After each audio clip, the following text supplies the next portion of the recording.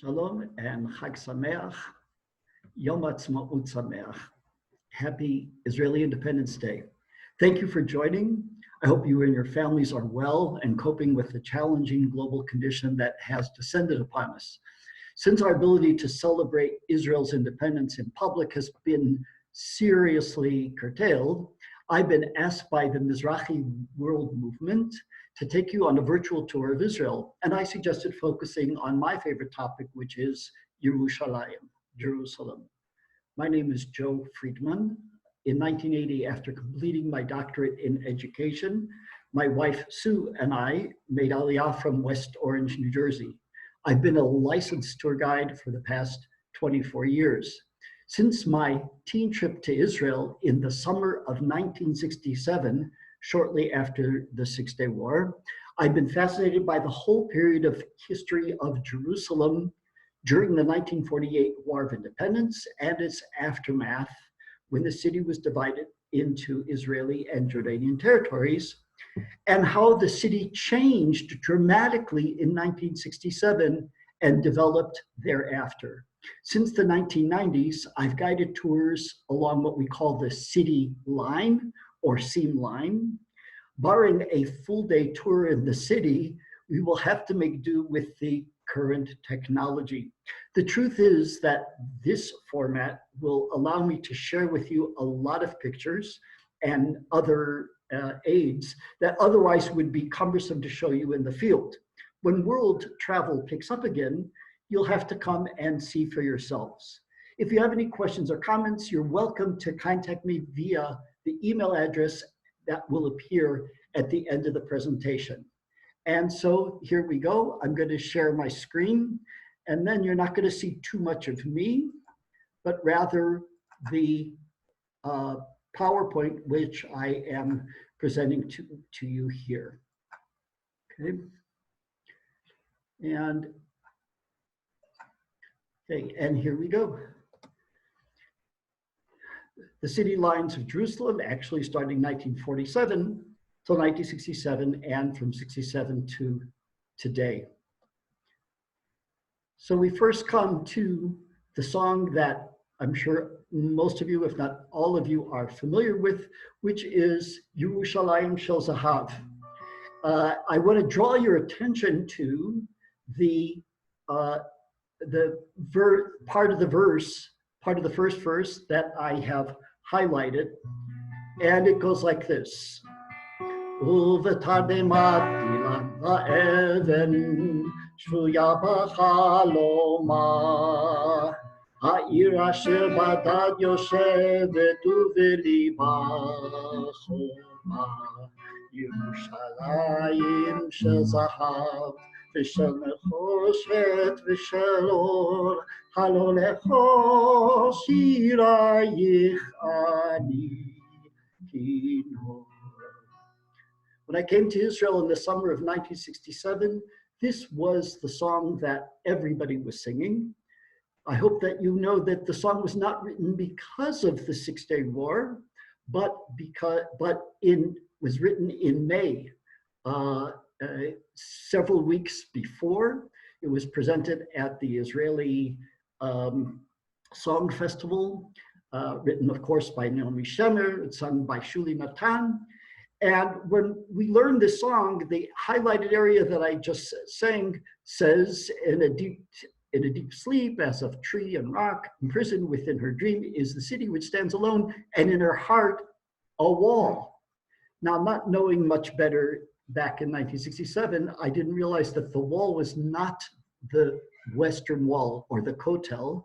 That's what I thought, and I'm sure there are a lot of people who also thought that way. But rather what the song is referring to is this wall. It was the separation between Jordanian Jerusalem and Israeli Jerusalem. It was the city line, if you will, or the border between the two parts of the city. Here's another shot from the same similar place that we saw before, which was from the neighborhood of Mamilla, looking through the barbed wire to the walls of the old city. You see here the Tower of David. And of course, that was in Jordanian territory. So we're in Israeli territory looking to Jordanian territory. And here we have part of the defense wall. This was not the border, but rather a defense wall to help along the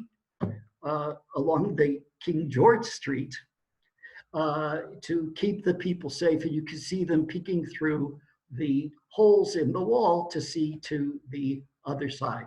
So we're going to go more or less through chronologically, and we're going to start between 1947 and 1967. Soviet Union, yes. United Kingdom, abstain. The United States, yes.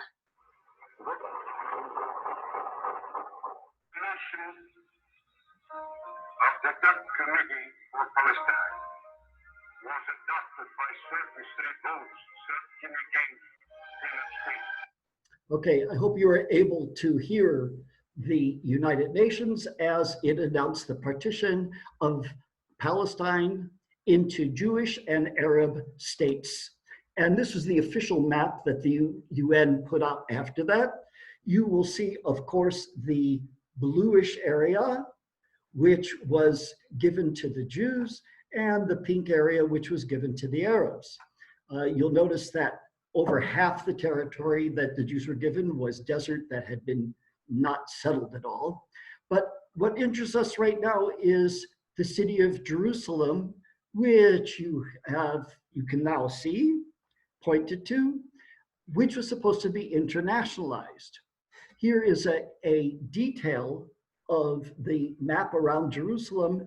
And as you can see, if you look below here, you see that it includes Bethlehem as well. This was all supposed to be internationalized and supervised by the United Nations. The very next day after that partition plan was announced, the very next day began what we call the first part of the War of Independence. We had not declared independence yet, but the Arabs attacked, and as of January of 1948, just another month or so after that announcement, is we have the Jewish neighborhoods here are in white. You don't have to read Hebrew to understand this. And in the north, and then in the south of the city, on the western part, of course, you had other Jewish neighborhoods which were separated by Arab neighborhoods and by British control. The British were still here. And we have the first part of the war, which was actually a siege around the city of Jerusalem. How did Jerusalem survive? Well, with the famous convoys that tried to break through the siege to bring water and other such important supplies to the city. And so here you have a convoy that was getting through, and here you have a picture coming up of the sandwiches. That is to say, they took trucks and buses and simply welded metal onto the sides in order to try to protect the people as they would go through. Call this the sandwich armored trucks. It says tucks, but it should be trucks. Okay.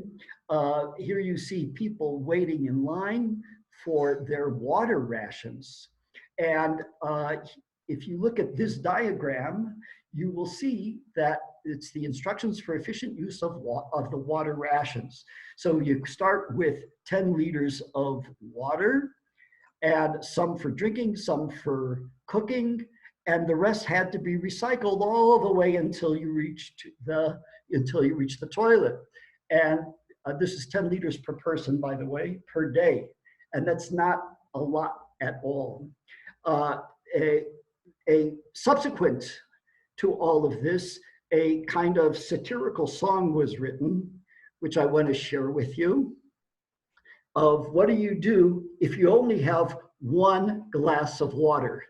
And with your permission, I'm just going to sing one verse, and you can follow in the Hebrew or the English, and it goes like this. Hayta li kos achat של מים היה זה במצור, בירושלים נגנתי מן הכוס, טיפה אחת או שתיים, רק ככה להרטיב קצת, את השפתיים הייתה לי כוס של מים היה זה במצור, בירושלים הייתה לי כוס של מים היה זה במצור, בירושלים. And the rest goes on. I brushed my teeth with the rest of the water and then washed out my pants and whatever.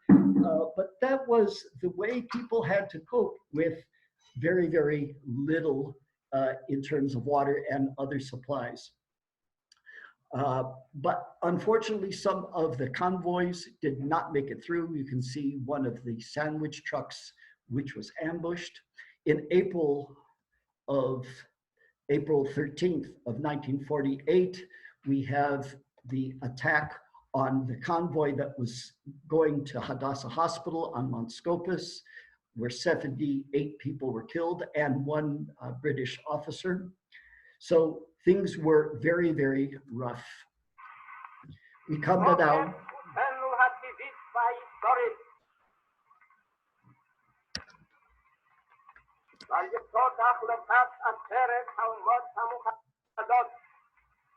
אנו מכריזים בזאת על הקמת מדינה יהודית בארץ ישראל. היא מדינת ישראל.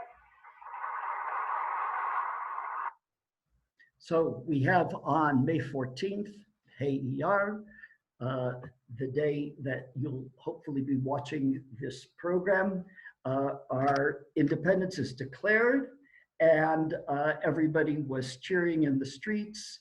And as you can see, the Palestine Post, that's the predecessor of the Jerusalem Post, how the state had been declared.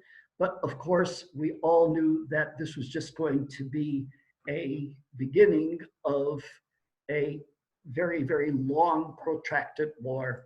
And here we are attacked by 5 Arab armies. If the first part of the war was a civil war between local Jews and local Arabs, now we're attacked from all around. And I've shown you how Jerusalem has been encircled. Jerusalem was under a siege.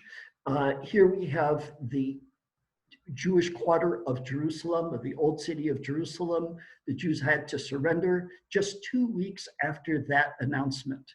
So we're talking about May 28th, 1948, Friday afternoon, 1,700 residents of the Jewish quarter had to surrender to the Jordanian authorities and were let out of the city through the Zion Gate as Shabbat was approaching, not to return for another 19 years. The battles go on, and by the August of 1948, pretty much the sides between the Jordanians and the Israelis had been decided. You have this red line here, which was temporarily it wasn't an official ceasefire, but this is where things had wound up. And this is the map that was presented to David Ben-Gurion. You can see on the bottom here, and there is a date that says August 1948. And that's where things stood at that time. We now go to November 30th, 1948, and we have an agreement between Moshe Dayan, okay, who is at the time the head of the Jerusalem sector, and we have his counterpart from Jordan, Lieutenant Colonel Abdallah Atal, who signed an agreement about where are all the forces on either side. Take a look at this map. This is a photo of a facsimile of the official map that they put together.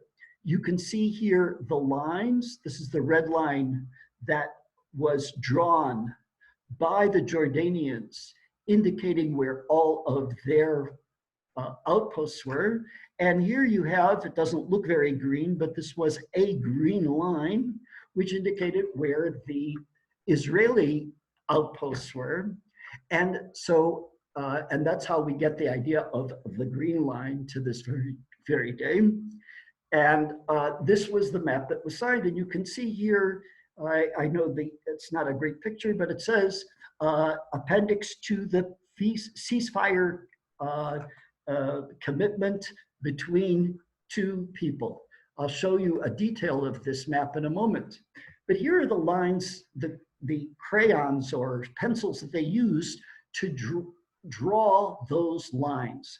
They were on a rickety floor in the Musraras neighborhood of Jerusalem, and they took these China graph or China markers here. I used to play with this when I was in grade school. I remember peeling off the to expose more of the ink or the crayon itself. And this is what they used. It makes a rather thick line, as you can see. And I present this again, the map, but more of a detail to show you the signatures of Abdallah Atal, and a little hard to make out, but that's the signature of Moshe Dayan. They took this map and submitted to the Ceasefire Committee of the United Nations, and they said, fine, this is now law. I said, wait a minute. This was just a draft. Both Moshe Dayan and Abdullah said, this is just a draft. And they said, no, this is good enough for us. But what's the problem? When you take these thick lines that were made and you translate them into the field, it is anywhere between 30 and 60 meters wide. And so you have a very, very complicated situation that was determined there. And here are some of the areas. I won't be able to go into all the details, but just for you to know, we have that which was Israeli territory. We'll show you a map in a moment. Jordanian territory, very clearly. Demilitarized zone, that is to say, areas where Israel could go into it, but they couldn't bring anything more than a pistol and could not bring the army, only police. And demilitarized zone for Jordan. And we also had the United Nations had its own area. I'll try to show this to you a little bit later on. And then there was the areas of the width of the line and the width of the green line and width of the red line, where they said that you are not allowed to change anything on the ground on the width of the line, which made things extremely difficult. And of course, we have areas of no man's land between the lines. What does this look like? Take a look here, and you'll see we have Israeli Jerusalem in the green here, and Jordanian Jerusalem. And you can see the old cities here, and you can see that the Israeli Jerusalem is surrounded on 3 sides by Jordan. Okay? It wasn't just between the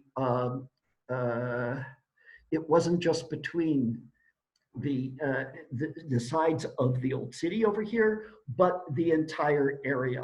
Here is a detail of the same kind of map where you can see the green line and the red line. You see that in the south here, we have an Arab village called Beit Safafa, which was divided in 2. I'm going to show that to you a little bit later on. We have the old city here, and you have these areas which are no man's land. Okay, I'll try to make that a little bit clearer. Let's try that again. Okay, these are the no man's land, and we have the demilitarized area, an area that was controlled by, it was the British Government House, which then became the United Nations.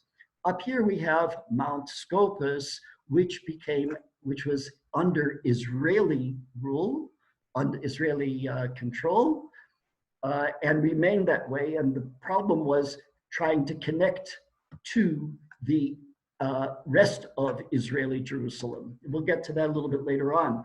Here's another map which shows this is the Mandelbaum Gate. We're going to talk about that in a little bit. And we have all of these areas which were no man's land and lots of things going on. You could see all these different details. It was very, very complicated.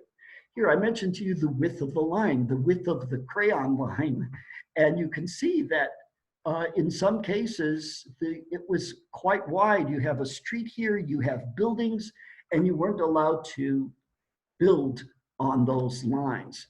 Here is a Hebrew map, but you'll be able to see the Israeli line, which here appears in blue. I'm not sure why. And here is the Jordanian line.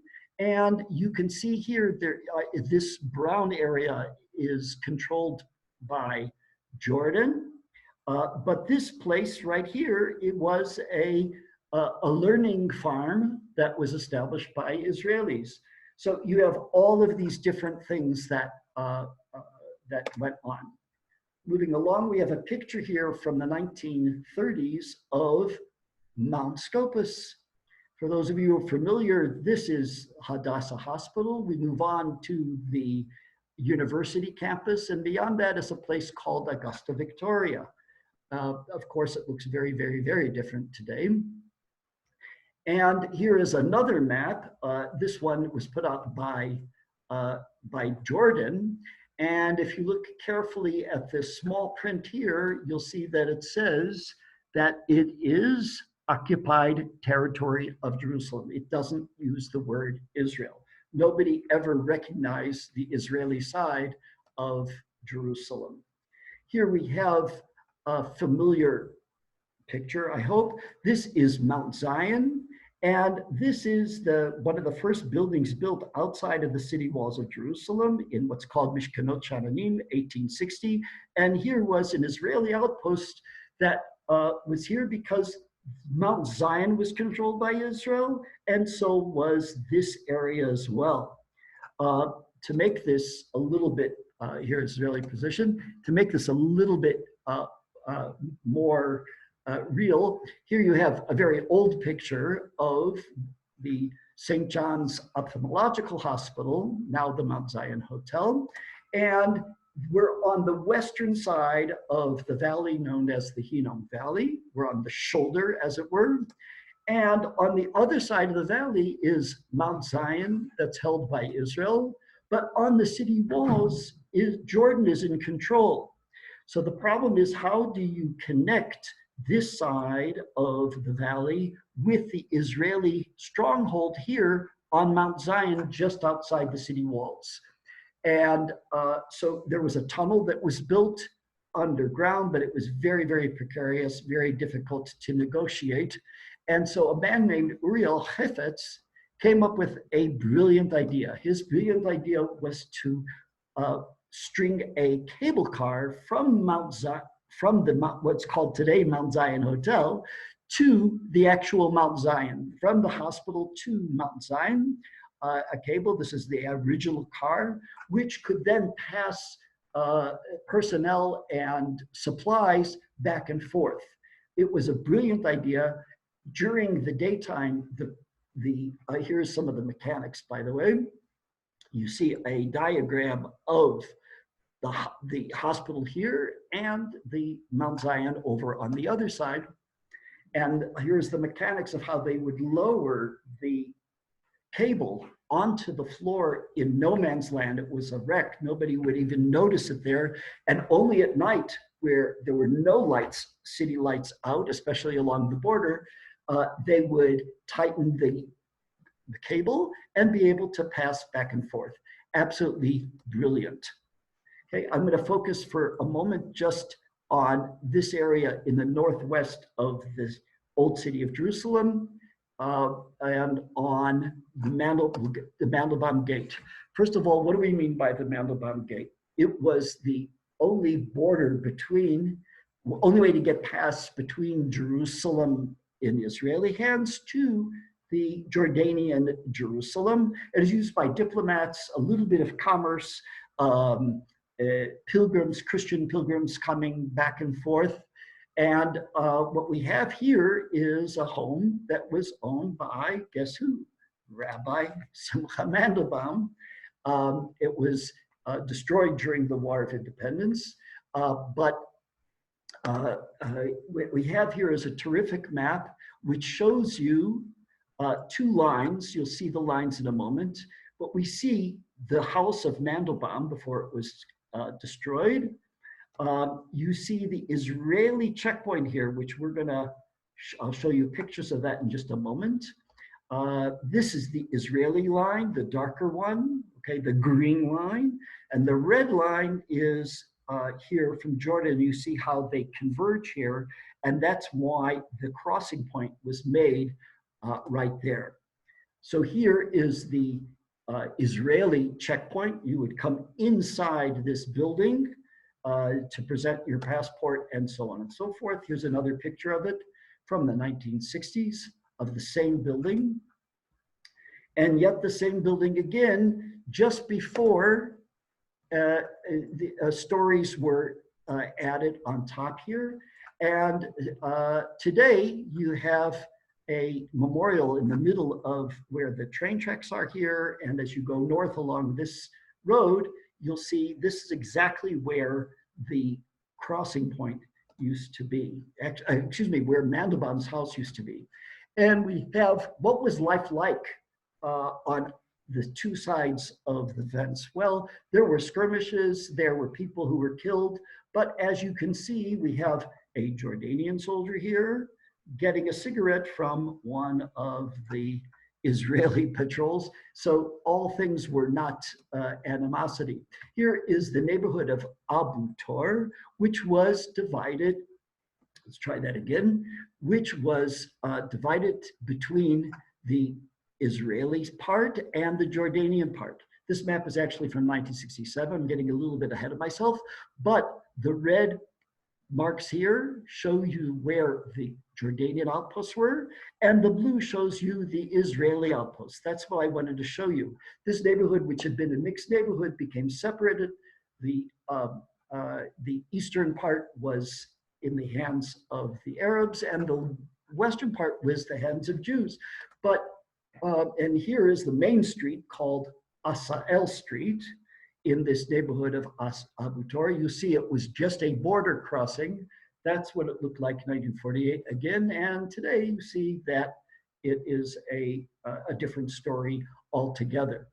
There are many, many stories of how people got along in this neighborhood of Abu Tor, despite the border between them. Here you have people helping each other out. Coming, we have people who said that they really liked the pitot that were made by the Arabs in their neighborhood, but how were they going to get the pitot if with the border? And they worked out a way of the woman that baked the pitot would fly them over like frisbees to the Israeli side, and the Israelis would find a way to get money over to the other side. Lots of stories, which I'm going to have to cut short. But here we have, you can see a border here in the village of Beit Zafafa in the south that had been divided into half. You had the Israeli Beit Zafafa and the Jordanian Beit Zafafa. Here is again the Mamilla Street with the security barrier, and you can see that here in no man's land, it was a complete mess. Okay, we're going to go right on. And the next thing we're going to see is this particular map. I want to show you the new gate, which is indicated here, and 3 French Catholic buildings, two of which exist till today. One is Notre Dame that I just circled here, which is a very large hostel or hotel really for French Catholic and pilgrims. Anybody can stay there if you'd like.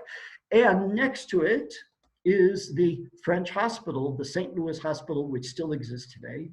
And then we have another building here, which I'm going to leave as a question mark right now. What is that building? It doesn't exist anymore, but this is what it looked like in 1948 all the way until 1967, where we have on the left side is the St. Louis Hospital, which we're going to talk about in a moment. And we have the convent of Soeurs de Marie Préparatrices. I hope I pronounced it okay. It was a convent. That's what was outside of the out of the new gate. Coming back to Notre Dame, to that hostel or hotel, during the 50s and 60s, people would go up on the roof there to look into the old city of Jerusalem because that's as close as they could possibly get. So this is a poem also put to music, which we're going to pass on right now, written by Yitzhak Shalev. He's the father of Meir Shalev, who's a very popular Israeli author today.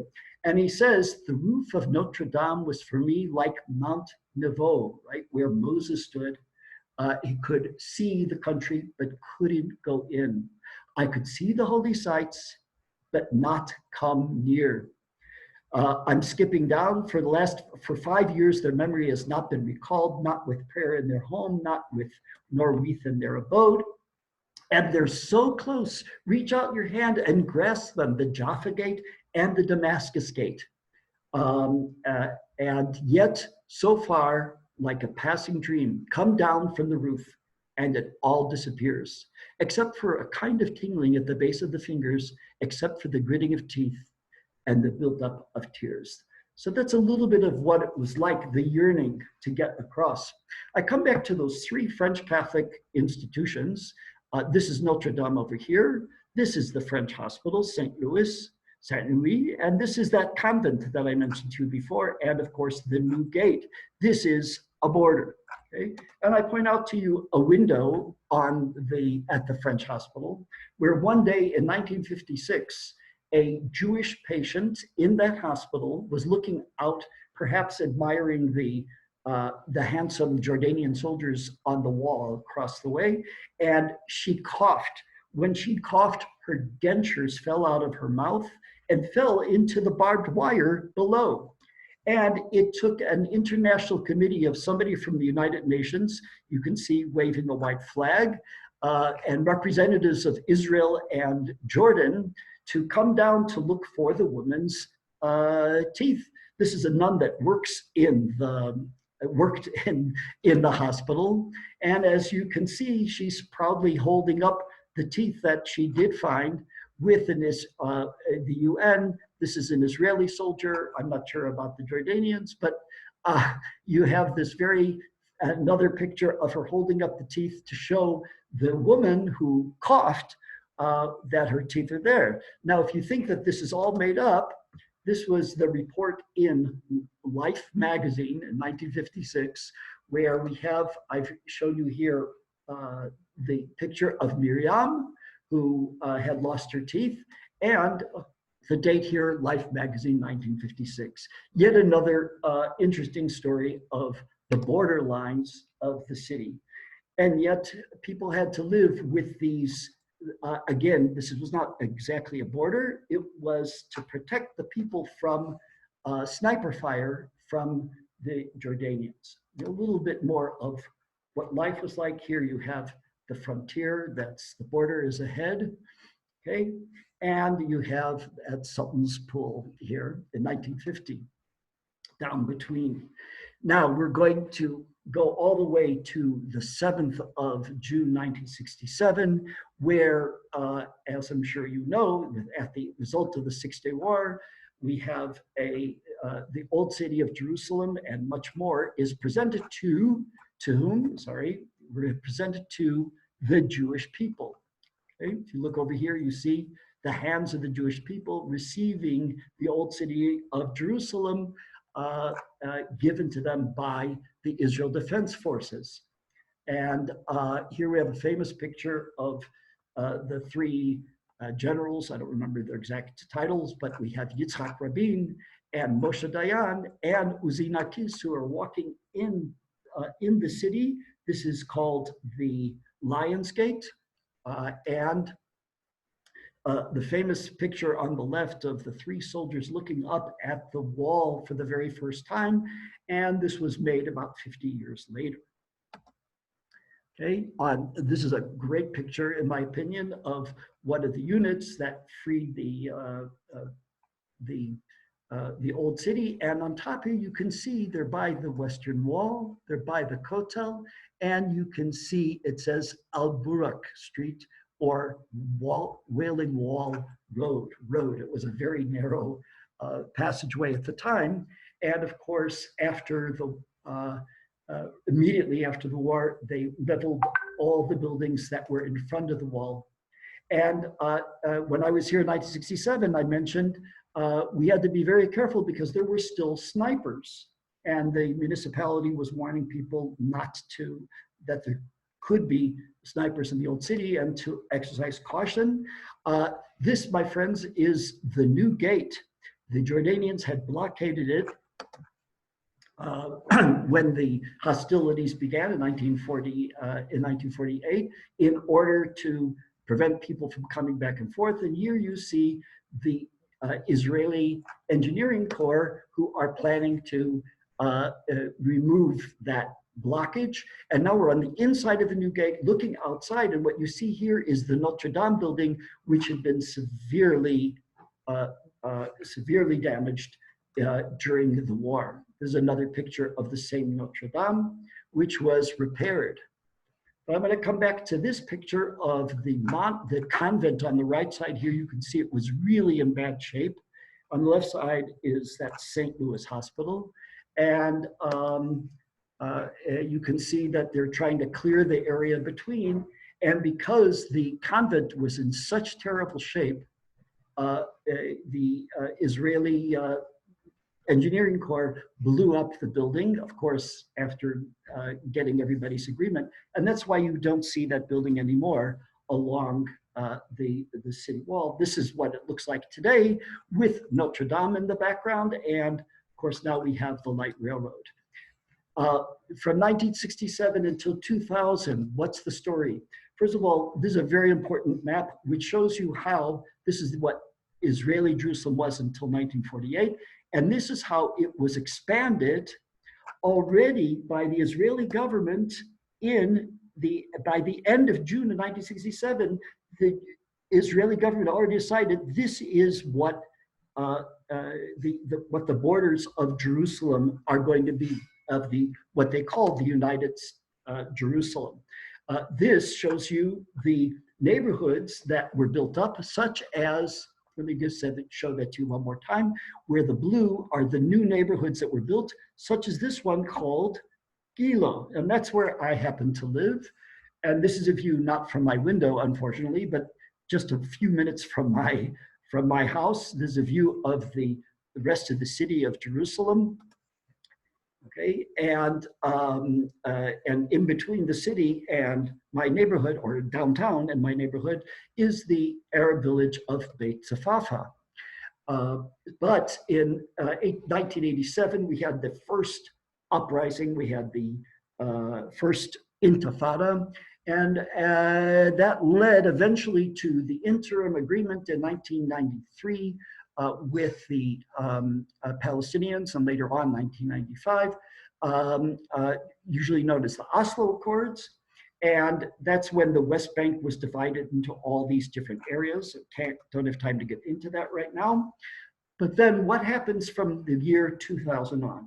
Well, in September of 2000, we have the beginning of the second Intifada, which was terrible. It lasted for a few years.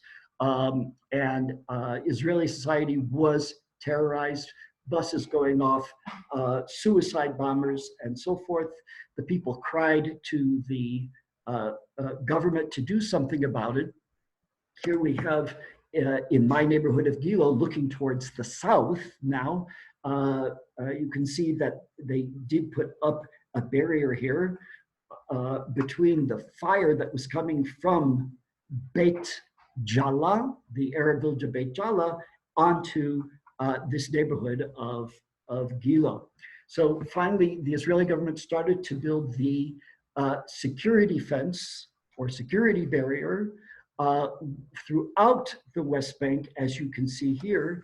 And in the Jerusalem area, this is what it looks like. Look at how squiggly it is here, in order to include the Jewish enclaves, the Jewish neighborhoods and so forth within the fence. I can't go through all the details of all this, and not all of the fence is completed for reasons that I can't go into right now.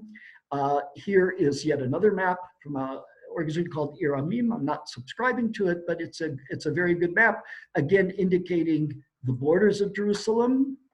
There we go again. The borders of Jerusalem here in blue, and in red, we have that same security fence, but also shows you outside near Ma'ale Adumim and an area called E1, which is very controversial. Israel wants to build there. American government and other people say no. What can we do? But here we have the city that did not finally had the wall that was removed, the border that was removed in 1967. Well, now the city is redivided in certain ways by the security fence or by the wall. You can see the Arab neighborhoods on the right side. Here you can see that the border, the security fence is not just the big concrete, but it's mostly a chain link fence. Okay? And this is how they construct the fence and how they decided what to do about it. Even in 2015, when we had the knifings, maybe you remember, there were individuals that took knives and ran in and so forth. In order to prevent people from coming from one particular Arab neighborhood in Jerusalem, the police put up these barriers, this barrier, which was then quickly taken down, but that's a story. And finally, my friends, we're coming to the end here. We have what looks like the security fence, but I'm going to pull a fast one on you and show you that what we're really talking about is part of the border between the USA and Mexico. I don't know how much it looks like that, but that's what we have. My friends, here we are in Jerusalem.